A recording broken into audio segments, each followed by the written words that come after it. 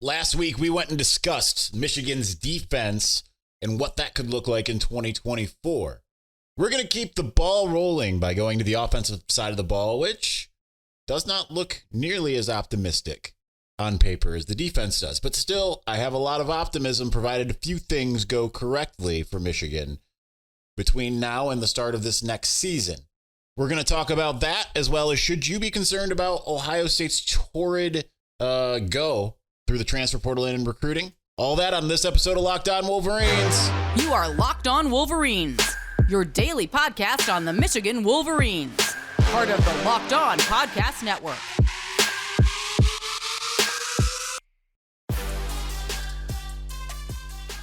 Happy Monday. We are back and doing it. Locked On Wolverines podcast, part of the Locked On Podcast Network, where it's your team every day. I am your man on the ground, Isaiah Hole, publisher of Wolverines Wire, through USA Today Sports Media Group, and we're going to take a look at the Michigan offense today. I'm going to pull this up. I'm going to do unlike what I did last time, where I was kind of trying to remember things off the cuff, but I'm going to rely on my good friend Clayton Safey and his scholarship chart just to keep me in check here. So I think the good news is that you do have obviously a couple really big-time playmakers on the offensive side of the ball returning. Guys who have started games. There are a lot of players who have started games on the offensive side of the ball. So let's start with that. So obviously Donovan Edwards has started three of the he didn't really start the Ohio State game in 2022, but he was essentially the starter, right? But he played the bulk of the carries of that game, the Big Ten championship and the college football playoff. Obviously we have seen him go have some really big runs and really big moments. National championship game, that Ohio State game, the Big Ten championship game, first run of the college football playoff. Penn State, he just seems to come alive. Michigan doesn't play Penn State this year, so sorry for him for that.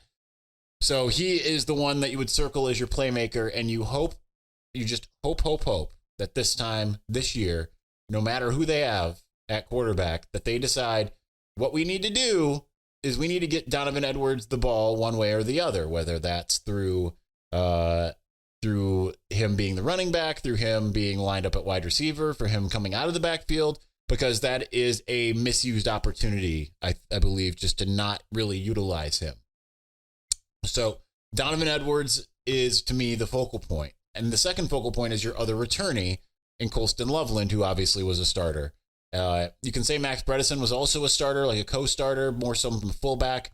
He'll probably continue to have that role as well. But Colston Loveland is a star in the making. I know they will make Brock Bowers comparisons. Jim Harbaugh has done that before. I don't think he's quite that, but I think he certainly is very likely on pace to be the best tight end Michigan's ever had. And that's saying a lot. I mean, Jake Butt, I know for a lot of you are going to sit there and say, but how dare you, Jake Butt? He exists. I know Jake Butt is the first person who told me that he thinks that he will be the best that Michigan has ever had as far as that's concerned.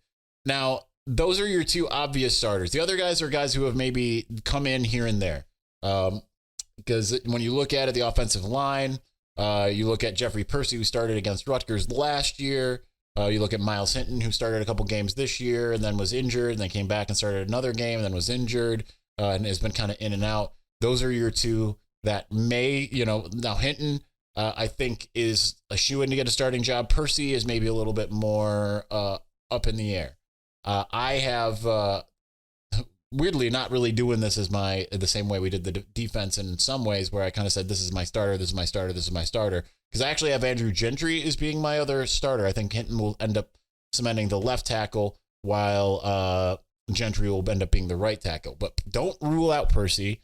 He has been thought of very highly. And he certainly can come in and win that job outright. One of the two tackle roles, right? He was a guy who just throughout his recruitment was like, this is a steal, kind of the same way that Mason Graham was kind of considered a steal. So certainly he could do that as well. Giovanni El Hadi is another guy who started multiple games when Trevor Keegan was injured last year. He's a guy that would have been starting if it was not for Trevor Keegan. So I think that he could come in and play a pretty big role. Josh Preeb is their transfer from Northwestern, and he certainly could really shore things up in that light. But outside of that, you've got a lot of inexperience, right? You don't even have a starting. You don't have a starting wide receiver. You don't have the starting center.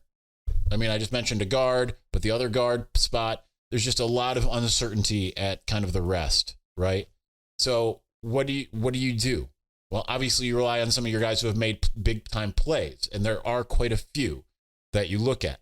Obviously, Tyler Morris didn't really do a heck of a lot in a year in which we were all looking at him and saying, hey, you need to do a lot. Until the Rose Bowl, if you're watching, pointing to my hat, the Rose Bowl playing against Alabama, and then suddenly he comes alive and shows off speed, outrunning multiple high-end players. I believe Caleb Downs was maybe one of them. Maybe I'm wrong. I don't remember. I know that Blake Corum outran Caleb Downs a few times. That's obviously pertinent considering he transferred to Ohio State. But you look at Tyler Morris and then you look at Samaj Morgan and say, okay, well, we've seen these guys have big-time plays and big-time games. You're just going to need to see more of it. But there's just so much more uncertainty beyond that. But those are the ones that I would be looking at the most. Max Bredesen, who I mentioned earlier, would be another guy that I think is going to really take a big step forward. His blocking is unreal, and absolutely, he's an absolute monster. He did put Caleb Downs on the ground, and that's what he got penalized for. And so from there, you at least have a foundation. You can say, all right, these are guys that we can kind of build around, but you still have to find other pieces to use to continue to build.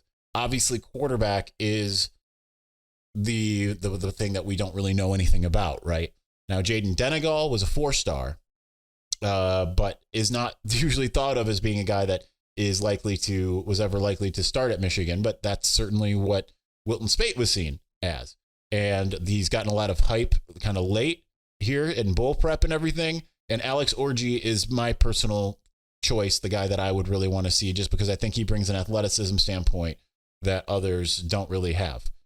But who could come in and be those guys that are going to round that out? Because obviously there's just a lot of different players who have not really seen a lot of time that you hope will come in and do some things, but don't really know, right? So we will get to those. I'll tell you what my preferred starting lineup is, and then we'll get to the Ohio State stuff. We're going to do all of that here in just one moment. Before we do, the NFL regular season is wrapping up, and your Detroit football Lions are just killing it. They're going to the NFC Championship game. There's still time to get in on the action with FanDuel, America's #1 sports book. Right now, new customers get $150 in bonus bets guaranteed when you place a $5 bet. That's just a money line bet, or any bet, really. It's $150 in bonus bets, win or lose, no matter what, $5 bet.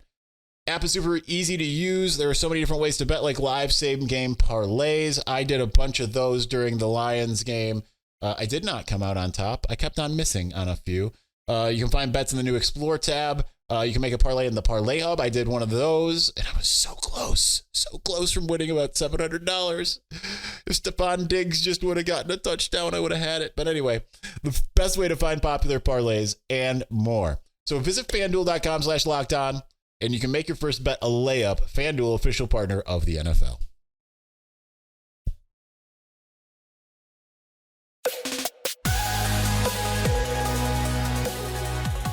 If I seem a little scatterbrained compared to normal, it's because I am fasting. I have gone 46 hours without food. So that's a new personal record. That's a new personal best. I've only gone one day without food ever in my life. And it was by accident, and it was early in October because I'd like to make Sarah and the boys dinner and drive it over on my way to Ann Arbor for our press conferences. And then this one day I didn't eat. Just because I forgot. And by the time we got to the end of the day, I was like, oh, I didn't eat. Whoops. I made dinner, but I didn't eat. This is purposeful, and it's a challenge. It's not as challenging as I would have thought, but I certainly don't feel my normal self. I do want to point out, if you're watching, I'm wearing the home field national championship sweater. Highly, highly recommend. It's just like anything home field puts out, it's the most comfortable thing you'll ever wear. It's like wearing a hug, and you can show off your love for the fact that Michigan won the national championship it after the 2023 season. I still don't really know how to posit that because they put 2024 on everything because technically it's in 2024, but you're coming off the 2023 season. So it's just kind of weird to me. Talking about the quarterback position, I think a dark horse is Jaden Davis, of course, who was a former 5-star. He's dropped a bit in the rankings. He's now, I think, Michigan's like 3rd or 4th highest ranked according to 24/7. They just put out their new top 24/7. Cornerback Josiah Edmond, he just popped right up there. He's like 108 in the country. He's ranked ahead of Bryce West from Ohio State. That's kind of fun. You know, at the time that he committed, it was like, oh, great, flipped a 3-star from Purdue. Well, he just rose right up those rankings. But I digress. Jaden Davis certainly has a lot of capability, but obviously you would prefer not to have your freshman go out there, especially with week 2 being Texas, and having him be your guy there.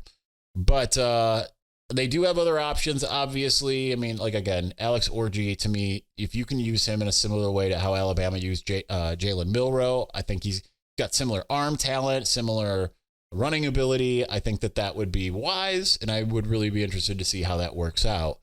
But there's a lot of other players that we're kind of wanting to see here, right? So I didn't even mention Kalel Mullings. We're going to talk now position by position. And obviously, I don't know who your quarterback starter is going to be. Your running back starter almost certainly is going to be Donovan Edwards, but it would probably be a co-starter with Kalel.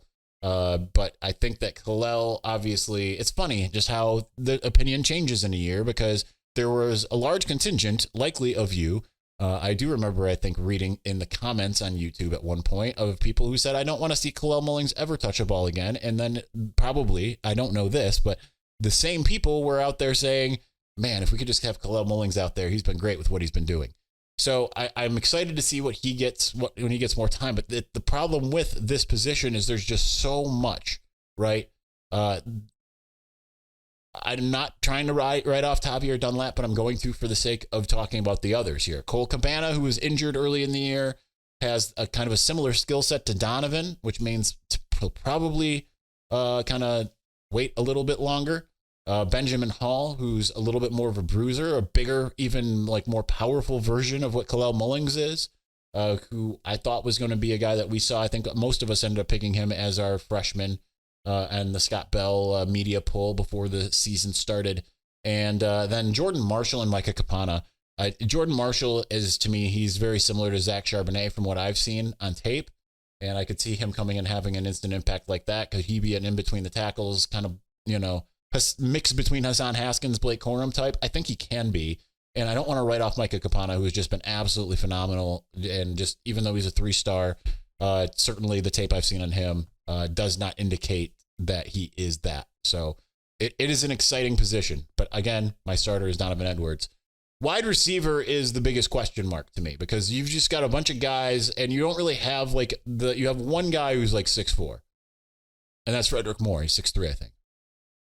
No one else. Everyone else is more diminutive. Okay. Christian Dixon, the speedster, switched over apparently to defense. Peyton O'Leary is like 6'1". Iman Dennis is like 5'10". He's Mike Sainristil carbon copy. They just have thrown him over there and then they switched him. Instead of him being a corner, he's a wide receiver. Samaj is obviously smaller. Carmelo English is smaller. Kendrick Bell is a little bit taller. And then you've got Channing Goodwin and Amarian Stewart, who are both like 5'10" type guys coming in. So to me, there's going to have to be a transfer portal guy. There just has to be, because right now it just does not feel like I think Samaj has a ton of talent. I think that Tyler Morris has a lot of talent, but right now this is not a position group that strikes the fear of God into anybody. Not that I don't think that opponents were necessarily looking at Cornelius and Roman and feeling that way, or the year before with Ronnie. But nonetheless, I still feel like they need something. It would be nice if they had, I don't know, a Darius Clemens who could have worked out, because that's what they need. They need that big, tall, rangy wide receiver. They need someone that can be a go-to, can be a possession receiver. I don't know that they have it right now, and that's a problem.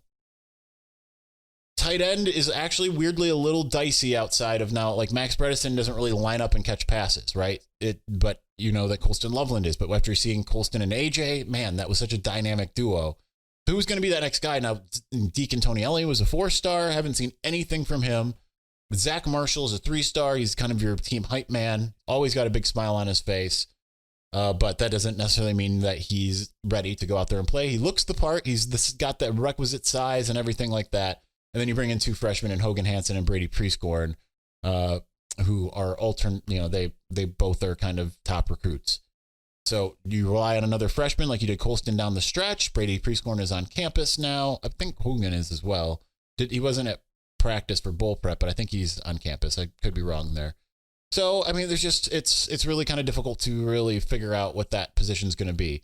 Could that be another one where they go after someone in the transfer portal? I feel like that might be the case unless, I didn't mention Marlon Klein.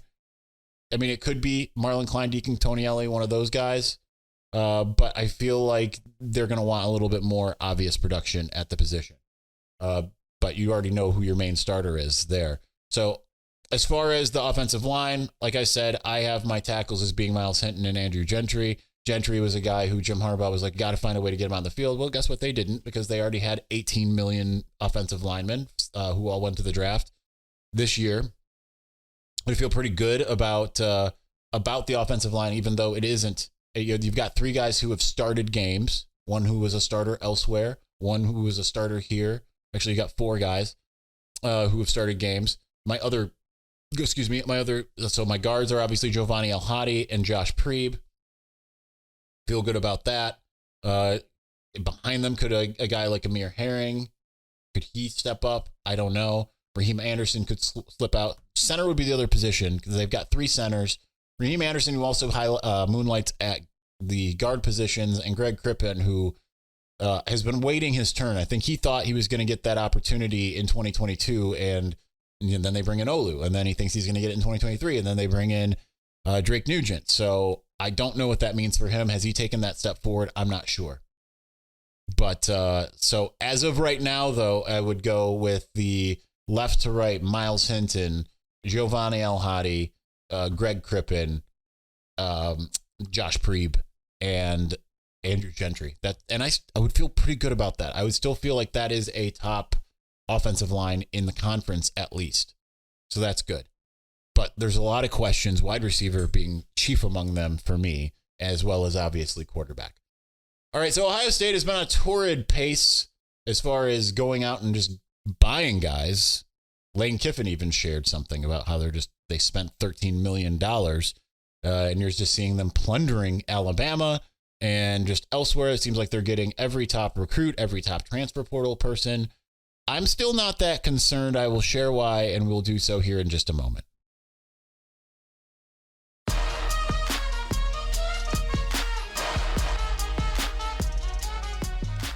All right, so should you be concerned about everything Ohio State has been doing? I mean, of course you should keep your eye on it and feel a little concerned. I know there's some people out there that will bark and say none of it matters. I don't know if I would go that far, right? Michigan was pointed in the transfer portal and it helped. I don't know that Ohio State is being pointed. And when you look at their talent on paper, it is terrifying, especially on defense. So Michigan probably should figure out some ways to move the ball offensively for that game. And I'm sure they will, one way or the other, whether Jim Harbaugh's here or not. But looking at I'm looking at the 2023 college football team talent composite. And this is what gives me a little bit more solace when it comes to Michigan. The team that has the most talent in 2023, or did this last year, it's none other than the Alabama Crimson Tide. And listen, I don't give a piss about nothing but the Tide. And I'm glad that people are becoming known for that. They had 18 5-stars, 56 4-stars, and 10 3-stars on their roster. Michigan beat them, number 1, as far as team talent. Michigan also beat number 3, Ohio State, who at this time, not this time, but let's say at this time, a month ago, Ohio State had 10 5-stars, 63 4-stars, and 12 3-stars. You look at teams like Texas A&M, who's number 4, and they were terrible. Clemson was number 5, and they were not great. LSU was number 7 and couldn't field a defense. Michigan's number 14. They are behind Penn State, behind Miami, behind Notre Dame and Oregon, Oklahoma, USC. So what I'm telling you here is what matters, yes, talent matters, but so does scheme and culture, game plans, physicality. We don't know how much that Ohio State has of some of those things, right? Culture doesn't really feel like it's there. It does not feel like a band of brothers that's fighting and pulling for each other. It kind of feels like a lot of guys who, now maybe it's starting to be that because you had a lot of guys who came back, right? They brought back Jack Sawyer. They brought back Lathan Ransom. They brought back Travion Henderson, all of that stuff. But at the same time, it doesn't necessarily feel like here is our mission and we are going to accomplish this mission. And we are all pulling on the same page.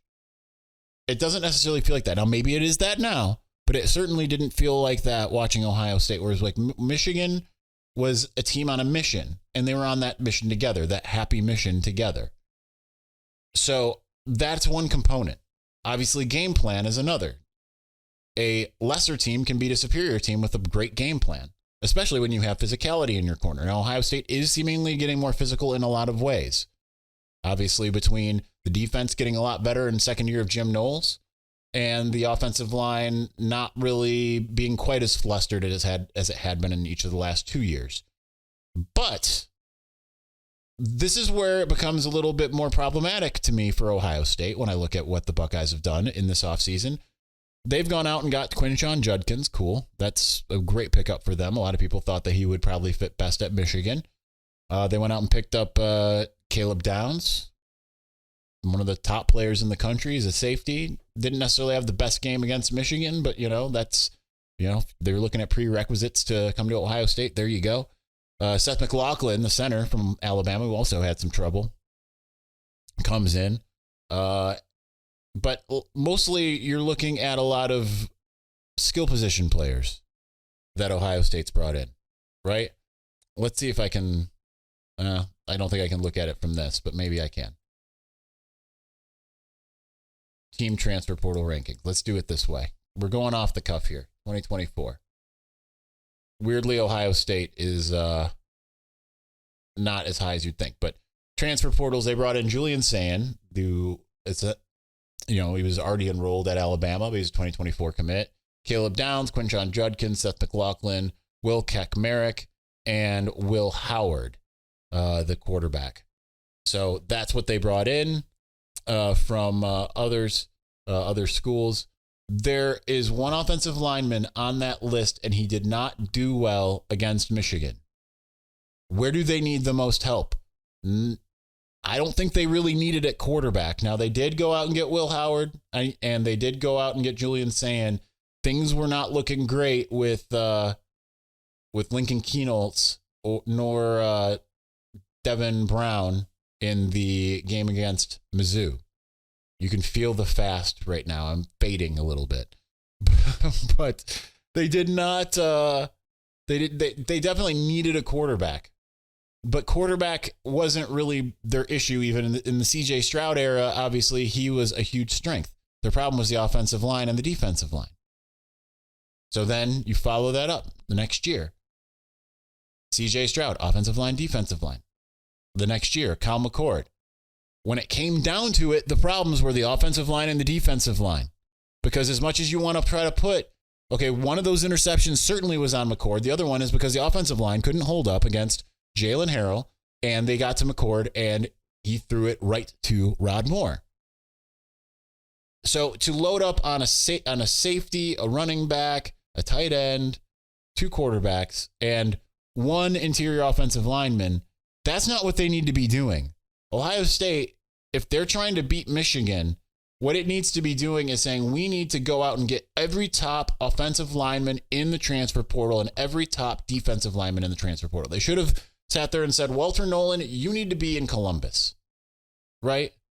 But they didn't do that. They're going out and getting Ferraris again in order to run a race on a dirt track. As long as Michigan can keep making that race run on a dirt track, I still feel pretty good about Michigan's chances. Now, obviously, why I wouldn't run my mouth at this moment if I were you, Michigan football fan. We don't know who the head coach is at the moment as Jim Harbaugh continues to interview. We don't know who the quarterback is going to be. And I kind of pointed a big glaring hole around the wide receiver position, which I don't know if you realize this is a pretty huge part of the offense's job is to pass the ball. And then, the passing comes along with receiving. So there are some holes. Michigan can patch those holes, but we have to see how they do it. Anyway, that's going to do it for today's episode. I'll be back still likely fasting tomorrow. So we'll see how loopy I am then. But we're aiming for 4 days. We can get to 5. That would be great. Yes, that I know it's insane. 5 days, no food. That's what we're trying. Just water. Anyway, thanks for watching. Thanks for listening. We will be back soon. Peace.